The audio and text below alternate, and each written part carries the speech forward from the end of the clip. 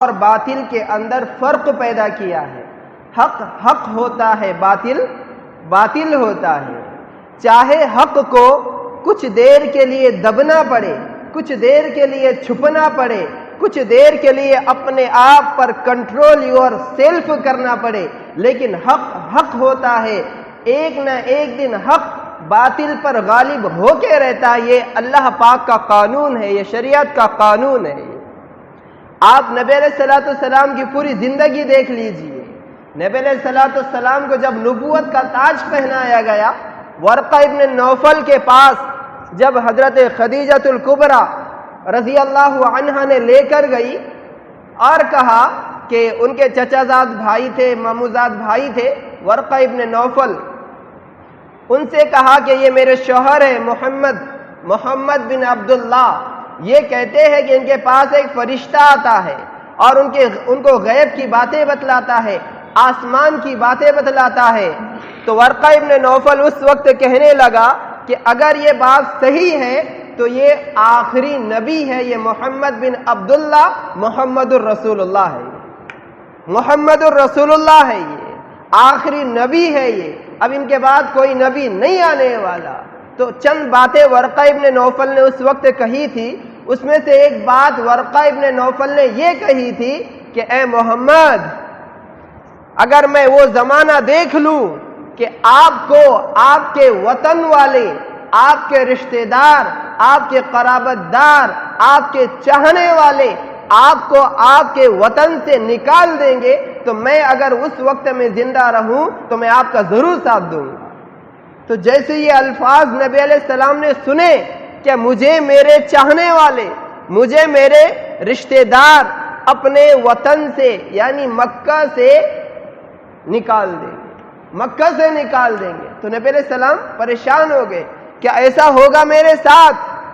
کیا میرے چاہنے والے، میرے رشتہ دار، میرے قرابت دار مجھے اپنے وطن سے نکالیں گے؟ تو حضرت ورقہ ابن نوفل نے کہا تھا ہاں، اور ہر حق والوں کے ساتھ یہ ہو کر رہتا ہے۔ جو حق پر ہوتا ہے، جو سچائی پر ہوتا ہے، جو اللہ کے پیغام کو پہنچانے کا کام کرتا ہے، اس کے ساتھ یہ چیزیں لگی ہوئی رہتی ہیں۔ تو کچھ وقت کے لیے نبی علیہ الصلوۃ والسلام کیا ہو گئے؟ دعوت کے کام کو 3 سال تک چھپانا پڑا، 3 سال تک علل اعلان کرنے کو منع کیا گیا۔ نبی علیہ السلام چھپ چھپ کر عبادت کرتے تھے، اور صحابہ کرام اگر کوئی ایمان لے کر آتا انہیں اتنا مارا جاتا، اتنا مارا جاتا۔ ہم مثالیں دیتے ہیں کہ رات رات بھر زنجیروں میں جکڑ کر کوڑے برسائے جاتے، دن کے اندر ریت پر دھوپ میں لیٹایا جاتا، سینے پر پتھر رکھا جاتا اور طرح طرح کی تکالیف دی جاتی۔ تو ظاہر میں حق پر ہے لیکن کیا ہے؟ مظلوم ہے۔ حق پر ہے لیکن دبنا پڑ رہا ہے، حق پر ہے مکہ چھوڑنا پڑ رہا ہے، مکہ چھوڑنا پڑ رہا ہے۔ نبی علیہ الصلوۃ والسلام کو جب ہجرت کا حکم ہوا، آپ علیہ السلام ایک پہاڑی پر چڑھے اور بیت اللہ کو دیکھ کر کہا کہ اے بیت اللہ، تو کتنا مبارک ہے، تیری خوشبو کتنی عمدہ ہے، تو کتنا پیارا ہے، محترم ہے، عظمت والا ہے، کیا کروں؟ میرا جی تو نہیں چاہتا کہ تجھے چھوڑ کر جاؤں، لیکن تیرے باشندے، تیرے رہنے والے مجھے یہاں سکون سے نہیں رہنے دے رہے۔ تو حق پر ہے نبی علیہ السلام، لیکن پھر بھی کیا ہو رہا ہے؟ مکہ چھوڑنا پڑ رہا ہے۔ تو بس اوقات ایسا ہوتا ہے، جو حق پر ہوتا ہے کچھ وقت کے لیے اسے دبنا پڑتا ہے، کچھ وقت کے لیے اسے اپنے آپ کو چھپانا پڑتا ہے، لیکن ایک دن آتا ہے کہ اللہ پاک باطل کے اوپر حق کو غالب کر دیتے۔ نبی علیہ الصلوۃ والسلام نے حضرت عثمان سے کہا، اس وقت میں ایمان نہیں لائے تھے حضرت عثمان، کہ بیت اللہ کی چابی دے، مجھے 2 رکعت نماز بیت اللہ میں پڑھنے دے۔ انہوں نے کہا کہ میں نہیں دے سکتا۔ تو نبی علیہ السلام نے فرمایا کہ اے عثمان ابن طلحہ، ایک وقت آئے گا جہاں تو کھڑا ہے میں وہاں کھڑا رہوں گا، اور یہ چابی میرے ہاتھ میں ہوگی، آج تیرے ہاتھ میں ہے، ایک دن آئے گا کہ یہ چابی میرے ہاتھ میں ہوگی۔ جب مکہ فتح ہوا، نبی علیہ السلام مکہ میں جب فاتحانہ انداز سے داخل ہوئے، کئی سال کے بعد مکہ میں جب داخل ہوئے، سب لوگ موجود ہے جس نے نبی علیہ السلام پر ظلم کیا تھا، طرح طرح کی تکلیف دی تھی، سب کے سب مکہ میں وہاں پر موجود ہے۔ نبی علیہ السلام کے ہاتھ میں چابیوں کا گچھا ہے۔ نبی علیہ السلام نے فرمایا این عثمان، عثمان کہاں ہے؟ عثمان کا ہے۔ حضرت عثمان کو بلایا گیا اور کہا گیا تھا یاد ہے ایک دن میں نے کہا تھا جہاں تو ہے وہاں میں رہوں گا، اور چابیوں کا یہ گچھا میرے ہاتھ میں ہوگا، چابیوں کا یہ گچھا میرے ہاتھ میں ہوگا اور میں جسے چاہوں گا اسے دے دوں گا۔ تو اس وقت نبی علیہ السلام نے انہی کو چابیاں دی تھی اور کہا تھا کہ تم اس کے ذمہ دار رہو گے۔ تو ایک وقت وہ تھا اللہ کا نام زبان پر لینا مشکل تھا، ایک وقت وہ تھا نماز خانہ کعبہ کے ارد گرد پڑھنے کی بالکل اجازت نہیں، ایک وقت وہ تھا قرآن پاک کھول کر کسی کے سامنے جو بھی پرچیاں، ورق، صحیفے جو بھی ہوتے تھے وہ کسی کے سامنے، کفار کے سامنے بالکل پڑھنے کی اجازت نہیں تھی۔ لیکن ایک وقت وہ آیا اذا جاء نصر اللہ والفتح وَرَأَيْتَ النَّاسَ يَدْخُلُونَ فِي دِينِ اللَّهِ أَفْوَاجًا، فوج در فوج لوگ اسلام میں داخل ہو رہے، فوج در فوج لوگ اسلام میں داخل ہو رہے۔ تو پتہ یہ چلا حق پر جو ہوتا ہے بسا اوقات اسے دبنا پڑتا ہے، کچھ وقت کے لیے اپنے آپ پر کنٹرول کرنا پڑتا ہے، لیکن ایک وقت آتا ہے وَقُلْ جَاءَ الْحَقُّ وَزَهَقَ الْبَاطِلُ ان الباطل کان زہوقا۔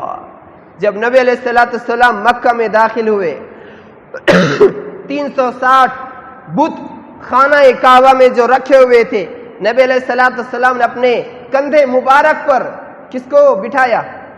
بت توڑنے کے لیے کس کو بٹھایا؟ نہیں معلوم ہے، ٹھیک ہے معلوم ہو جائیں گا آپ کو۔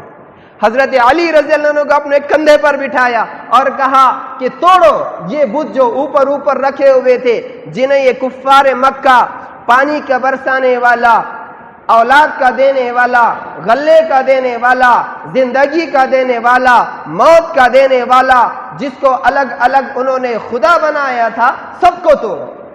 اور اس وقت نبی علیہ السلام یہ آیت پڑھ رہے تھے وَقُلْ جَاءَ الْحَقُّ وَزَهَقَ الْبَاطِلُ، اے میرے نبی کہہ دیجئے حق آ گیا ہے اور باطل ختم ہو گیا ہے۔ وَقُلْ جَاءَ الْحَقُّ وَزَهَقَ الْبَاطِلُ ان الباطل کان زہوقا، اور باطل ایک نہ ایک دن اپنا منہ موڑ لیتا ہے، ایک نہ ایک دن باطل ختم ہو جاتا ہے۔ تو معلوم ہمارے کو سیرت سے یہ ہوتا ہے کہ جو حق پر ہوتا ہے اس کو پریشانیوں کا سامنا کرنا پڑتا ہے، مصیبتوں کا سامنا کرنا پڑتا ہے، کیونکہ دیکھیے الدنیا جنت للکافر، نبی علیہ السلام نے فرمایا کہ جو دنیا ہے الدنیا سجن المؤمن و جنت الکافر، نبی علیہ السلام نے فرمایا دنیا مومن کے لیے قید خانہ ہے اور کافر کے لیے جنت ہے، یعنی وہ جو جی چاہے یہاں کر سکتے ہیں، لیکن مومن، ایمان والا، اسلام والا، اللہ اور اس کے رسول کو ماننے والا جو جینے چاہا وہ نہیں کر سکتا، جو جینے کا چاہا وہ نہیں کر سکتا۔ تو جو حق پر ہوگا پریشانیاں آ کے رہے گی، مصیبتیں آ کر رہے گی۔ ایک صحابی نے عرض کیا اے اللہ کے رسول انی احبک، میں آپ سے محبت کرتا ہوں، اے اللہ کے رسول میں آپ سے محبت کرتا ہوں۔ تو نبی علیہ السلام نے فرمایا تو پھر مصیبتوں کے لیے، مشقتوں کے لیے تیار ہو جاؤ۔ جو اللہ اور اس کے رسول سے محبت کرتا ہے اس کے اوپر حالات ایسے آتے ہیں جیسے اونچائی سے ڈھلان کی طرح پانی آتا ہے، کتنی تیزی سے آتا ہے۔ ایسے ہی جو حق پر ہوتا ہے، جو سچائی پر ہوتا ہے، اس کے ساتھ حالات لگے رہتے ہیں، اس کے ساتھ حالات لگے رہتے۔ آپ علیہ السلام کی مکی زندگی ہم پوری دیکھ لیں، کوئی کانٹے بچھا رہا ہے، کوئی کچرا ڈال رہا ہے، کوئی پتھر برسا رہا ہے، طائف کا واقعہ، کوئی تھوک رہا ہے، یعنی مشقت پریشانی یہ سب برداشت کرنا پڑ رہی ہے. حق پر ہے لیکن پھر بھی برداشت کرنا پڑ رہی ہے. لہذا ہم حق پر ہے. جتنے مسلمان ہیں وہ کہہ پر ہے؟ حق پر ہے. حالات جو آ رہے ہیں اس سے مسلمانوں کو گھبرانا نہیں چاہیے بلکہ حالات کا مقابلہ کرنا چاہیے. بتائیے مجھے، جب ابراہیم علیہ السلام کو آگ میں ڈالا جا رہا تھا، ایک بھی ایسا نہیں تھا جس نے آواز لگایا ہو کہ انہیں آگ میں مت ڈالو، انہیں آگ میں مت ڈالو. ایک بھی نہیں تھا ایسا. اللہ اکبر. وقت کے نبی ہے، خلیل اللہ ہے ابراہیم علیہ السلام، لیکن جب آگ میں ڈالا جا رہا ہے ان کو تو ایک بھی ایسا پکارنے والا نہیں تھا جو یہ کہتا نمرود سے یا اس وقت کے بادشاہ سے کہ انہیں آگ میں مت ڈالو. ایک بھی نہیں تھا. لیکن پھر بھی پیچھے ہٹے کیا؟ کیونکہ ان کو پورا توکل اللہ پر تھا کہ میرا اللہ مجھے دیکھ رہا ہے، میرا اللہ مجھے ضرور بچائے گا. اسی طرح ہمیں اللہ پر یقین ہونا چاہیے، اللہ پر توکل ہونا چاہیے. حالات جو آ رہے ہیں بظاہر ہمارے خلاف ہے، لیکن اگر ہم اللہ کی رسی کو مضبوطی سے پکڑیں گے، نبی علیہ السلام کے طریقے پہ چلیں گے، انشاءاللہ اللہ پاس بازی کو کیا کر دے گا؟ پلٹ دے گا. ضرور پلٹ دے گا اللہ پاک. جو جان لینے والے تھے وہ جان دینے والے بن گئے. حضرت عمر کا واقعہ، جان لینے کے لیے جا رہے نعوذ باللہ نبی علیہ السلام کی، لیکن اللہ نے دل بدل دیا، جان لینے والے جان دینے والے بن گئے. القلب بین اصبعین من اصابع الرحمن یقلبها کیف یشاء. نبی علیہ السلام فرماتے دل اللہ کی دو انگلیوں کے درمیان ہوتا ہے، جدھر اللہ چاہے اس کو پھیر دیتے ہیں. تو جو جان لینے جا رہے تھے وہ جان دینے والے بن گئے.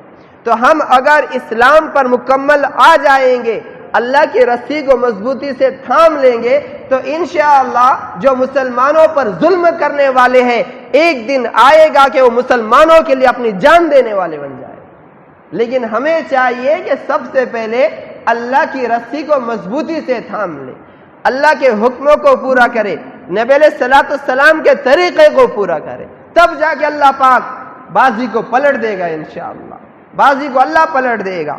دیکھیے حق اور باطل کی اللہ کیا پیاری مثال دے رہے. انزل من السماء ماء. اللہ پاک مثالیں دے دے کر بتلا رہے میرے بندو سمجھو، میرے بندو سمجھو. مثال سے بات سمجھ میں آتی ہے لیکن ہم مثال سے بھی سمجھنے کو تیار نہیں ہے. اللہ قرآن پاک میں مثال دے رہے انزل من السماء ماء. اللہ کون ہے؟ جس نے آسمان سے بارش کو برسایا. اللہ نے مینا برسایا، پانی برسایا. فسألت اودیۃ بقدرها. تو جیسے اللہ نے بارش برسایا سمندر کے شکل میں، نالوں کے شکل میں، ندیوں کے شکل میں پانی بہنے لگا. فاحتمل السیل زبدا رابیا. پھر کیا ہوا؟ جب پانی بہتا ہے تو جھاگ، جس کو اپن فیض بولتے ہیں، ٹھیک ہے، تو وہ جھاگ کیا ہوتا ہے؟ اوپر اوپر آتا ہے اور پانی کہاں رہتا؟ نیچے رہتا. اللہ کیا پیاری مثال دے رہے، سمجھو ذرا سا. ابھی ہر جگہ مسلمانوں پر ظلم ہو رہا ہے. کئی مدرسے توڑے جا رہے، کئی مسجدوں پر بلڈوزر چلایا جا رہا ہے، کئی مسلمانوں پر ظلم ہو رہا ہے. ہر طرف سے مسلمانوں کو ٹارگیٹ بنایا جا رہا ہے. اس آیت میں اللہ خلاصہ بیان کر رہے ہیں. سبحان اللہ. 1450 سال پہلے قرآن پاک اترا، لیکن ہر آیت کو اگر ہم صحیح سے پڑھیں گے، سمجھیں گے تو ایسا محسوس ہوتا ہے کہ ابھی جبرائیل علیہ السلام لے کر آئے. یہ قرآن کا معجزہ ہے، زندہ جاوید اسے قرآن کو کہتے ہیں. تو اللہ پاک کہتے ہیں وَأَنزَلَ مِنَ السَّمَاءِ مَاءً. سب سے پہلے اللہ پاک نے آسمان سے بارش کو برسایا. فَسَأَلَتْ أَوْدِيَةٌ بِقَدَرِهَا.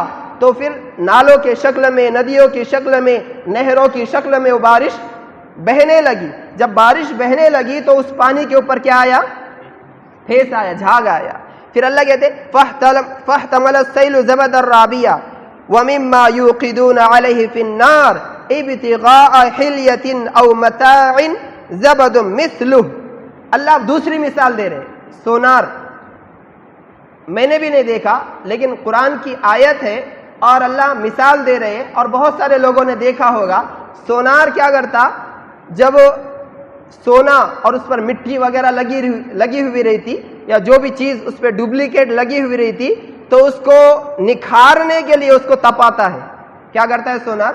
اس کو تپاتا ہے. جب اس کو وہ تپاتا ہے سونے کو تو جو کھرا سونا رہتا وہ نیچے رہ جاتا اور جو ڈپلیکیٹ رہتا وہ بولو نا اوپر آ جاتا. ڈپلیکیٹ جو اس کے اوپر جو بھی چیزیں لگی ہوئی رہی تھی جھاگ پھیس وہ کہاں جاتا؟ اوپر آ جاتا. اور جو اصلی سونا رہتا کھرا سونا رہتا وہ نیچے رہ جاتا. تو اللہ کہہ رہے ابتغاء حلیۃ او متاع، سونے کو تلاش کرنے کے لیے، کھرے سونے کو نکالنے کے لیے جب سونار سونے کو تپاتا ہے تو اصلی سونا کھرا سونا نیچے رہ جاتا ہے اور ڈپلیکیٹ جو رہتا ہے پھیس جھاگ جو رہتا ہے وہ اوپر ہوا میں اڑ جاتا ہے. اللہ آگے کہہ رہے کذالک یضرب اللہ الحق والباطل، اللہ پاک اسی طرح حق اور باطل کی مثال دے رہے ہیں. اب دیکھیے اب آگے اب دو مثالیں اللہ پاک نے دی. فَأَمَّا الزَّبَدُ فَيَذْهَبُ جُفَاءً، تو جو پھیس ہوتا ہے جو جھاگ ہوتا ہے وہ کیا ہو جاتا ہے؟ ختم ہو جاتا ہے نا. پھیس ہاتھ میں لو کیا ہو گیا؟ ختم ہو گیا. لیکن پانی ختم ہوا گیا؟ پانی تو باقی رہتا ہے. اور جو سونے کے اوپر میل کچڑ رہتا ہے اسے سونار سنبھال کے نہیں رکھتا، اس کو پھینک دیتا ہے، وہ بھی ختم ہو جاتا ہے. لیکن جو سونا رہتا وہ باقی رہتا ہے. تو اللہ پاک مثال دے رہے وَأَمَّا مَا يَنْفَعُ النَّاسَ فَيَمْكُثُ فِي الْأَرْضِ، بہرحال جو لوگوں کو چیز فائدہ دیتی یعنی پانی وہ زمین میں موجود رہتا ہے اور جو جھاگ جو پھیس ہوتا ہے وہ ختم ہو جاتا ہے. کذالک یضرب اللہ الامثال، اللہ ایسی مثالیں دے کر تمہیں بتلانا چاہتے ہیں کہ جو حق ہے وہ باقی رہتا ہے اور جو باطل ہے وہ ایک دن ختم ہو جاتا ہے. تو کتنا بھی باطل اچھلنے دو، کتنا بھی زور لگانے دو، کتنا بھی چلانے دو، کتنی بھی مسجدوں پہ بلڈر چلانے دو، کتنے بھی مدارس کو آگ لگانے دو، کتنے کہیں پر بھی مسلمانوں پر ظلم ہونے دو، اگر ہم حق پر ہیں تو یقیناً اللہ کی قسم اللہ ہمیں ایک دن انشاءاللہ ظاہر کر کے رہے گا، ہمیں غلبہ دے کر رہے گا اور جتنا باطل ہے ان کو ختم کر دے گا اللہ تعالیٰ. لیکن شرط ہے ایسی ہی نہیں، سب سے پہلے ہمیں دو تین کام کرنا ہے. نمبر ایک، اللہ کی رسی کو مضبوطی سے پکڑنا ہے. رسی آپ ڈھونڈو، آپ کہاں ہے رسی؟ یہ بھی ایک مثال ہے. رسی کو مضبوطی سے پکڑنا مطلب یہ ہے کہ اللہ کے حکموں کو مضبوطی سے تھامو اور نبی علیہ السلام کے طریقے کو مضبوطی سے تھامو، تب جا کر اللہ پاک ایک دن تمہیں باطل پر غلبہ عطا کر دے گا. ورنہ کتنے بھی چیخے مارو، چلاتے رہو، ظلم پہ ظلم ہو رہا ہے چلاتے رہو، کوئی تمہارا نہ یہاں پر فرسان حال ہوگا نہ وہاں پر فرسان حال ہوگا. تو ایک کام کرنا ہے، ہمیں حق پر آنا ہے. سب سے پہلے ہمیں اللہ کے رسی کو مضبوطی سے پکڑنا ہے، نبی علیہ السلام کے طریقے پر چلنا ہے، تب جا کے اللہ کی غیبی مدد آئے گی انشاءاللہ. تب جا کے اللہ کی غیبی مدد آئے گی. اس کے لیے ہم پہلے یہ دیکھیں کہ میں حق پر ہوں یا نہیں ہوں، میں حق پر ہوں یا نہیں ہوں، میں اس دین پر چڑھ رہا ہوں جس دین کو محمد عربی لے کر آئے ہیں یا پھر یہود و نصارہ کے طریقے پہ میں چڑھ رہا ہوں. اس کے لیے تھوڑا غور کرے، اس تعلق سے تھوڑا سوچے اور فکر کرے. جب ہم اللہ کے احکام کو پورا کریں گے، نبی علیہ السلام کے طریقے کو پورا کریں گے، انشاءاللہ اللہ